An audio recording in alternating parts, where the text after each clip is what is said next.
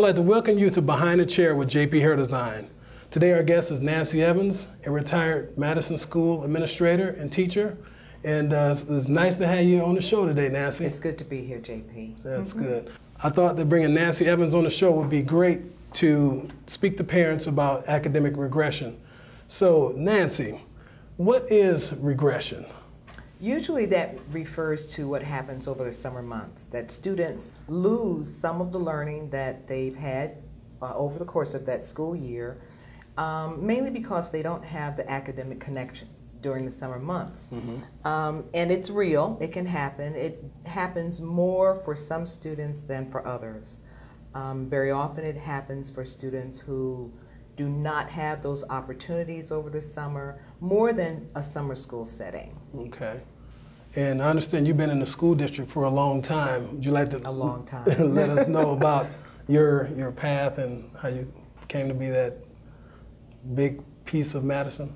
Well, I'm originally from Newark, New Jersey, and I've been in Madison since '76. We won't do that math. And I've worked in a number of elementary schools. That's where my professional training was, and that's where I did a lot of my work as an educator. I taught grades pre-K through 8th grade. And in later years, I fell in love with middle school and went there and never looked back. So I worked ended my career at Wright Middle School as principal. And now on this side of the desk, I am working at Edgewood College. I'm teaching in their School of Education. Okay. So do you have any remedies for parents to deal with this academic regression? Well, there are no easy remedies, but one thing that is very important is to keep students connected to learning. Unfortunately, we have taught students somehow along the way, and they've learned this lesson very well, that when the school year ends, their learning is done. And instead, we should be trying to raise our children to really be lifelong learners, not necessarily in a schoolhouse setting. And there are many things that can be done over the summer to help students keep that connection. The school district, do they have any materials that they give the students like over summer break to help them stay engaged? Well, one of the things that happens, and we had talked a little bit about this, is that teachers, not consistently though, but teachers may give students packets or reading materials over the summer. This happens most often at the elementary level. When you get to the middle grades and higher, it's a little harder to give students packets of materials. But there are many programs in the community that help students stay connected. Of course, there is a summer school option. And there are, as we had also talked, there are two components to a summer school, and many people don't realize that. There is the remediation component of summer school, which most people are familiar with.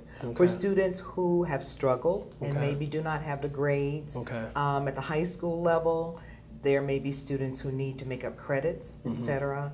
But before that, up through 8th grade, students go for remediation if they have failed or they're not doing very well, and that tends to focus on math and reading.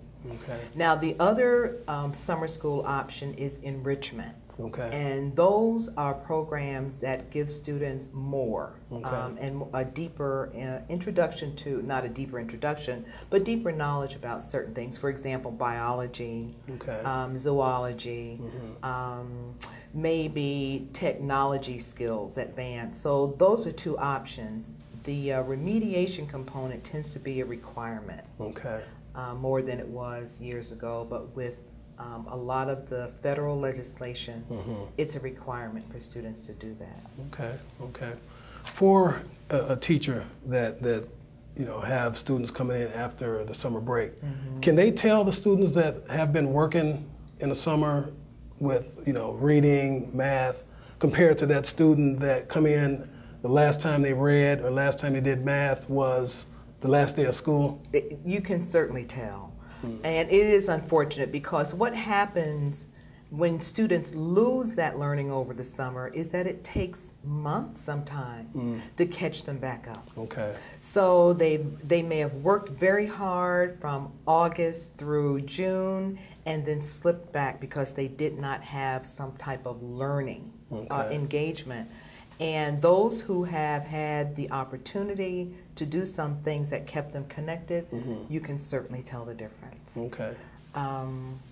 So, you know, it's important to try to maintain those connections, and schools can't do it alone. Right. It really takes a community effort, and there are a lot of things in the community that people can take advantage of. And people shouldn't assume, parents shouldn't assume that students who get the best have paid a lot of money. Okay.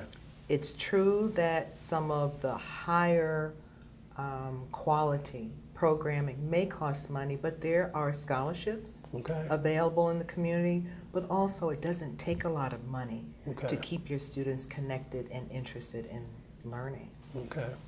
So Nancy, I got two little boys. I got one that's going into the 4th grade, one going into the 1st grade.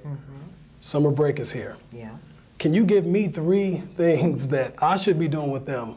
You know, that's fun. You know, that can keep them up to par for when they go to school in the fall. Well, I know that many parents have their students, and you too probably have your students enrolled in maybe a sporting activity or swimming. We're fortunate to have the Goodman Pool, which makes that type of activity available.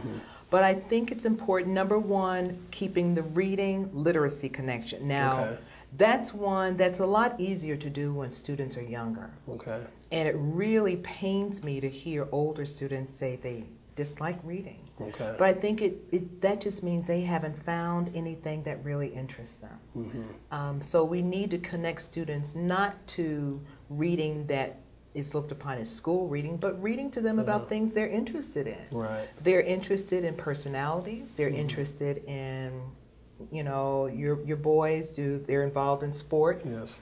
Maybe there are sports figures or sports information that they would be connected to. So that is one thing. I think also taking our students around the city. Madison is very fortunate to have many things that are enriching and don't cost a lot of money. We stopped taking our students to the zoo when they're a little older. But as we all know that as we grow older, we look at things differently.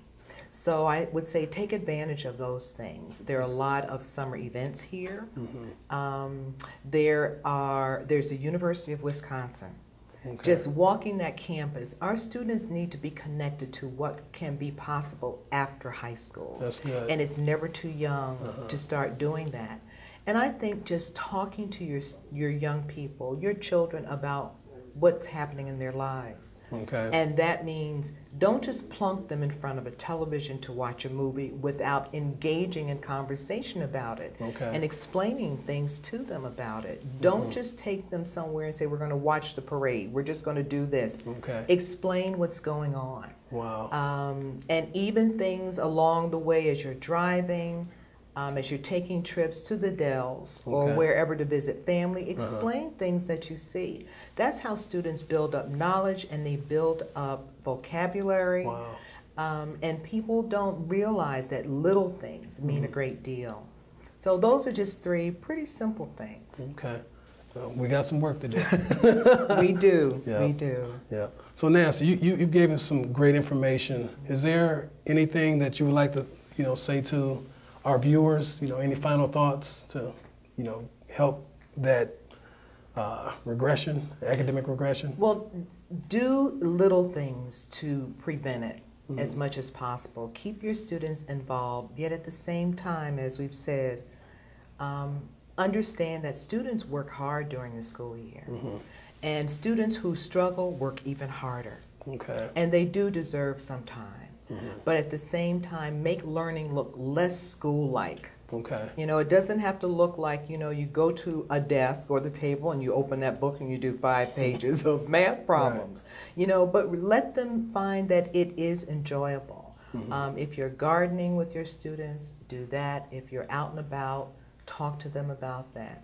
But the main thing is don't allow your young people to just raise and do themselves. Okay. Interact with them in a positive way, and that doesn't take a lot. Right. Well, Nancy, very good information. Definitely appreciate having you come on. I've been trying to get you on for a long time. And I know, but I'm very happy to be here, Jay. Yeah, thank you so much. You're welcome. Nancy Evans, everyone.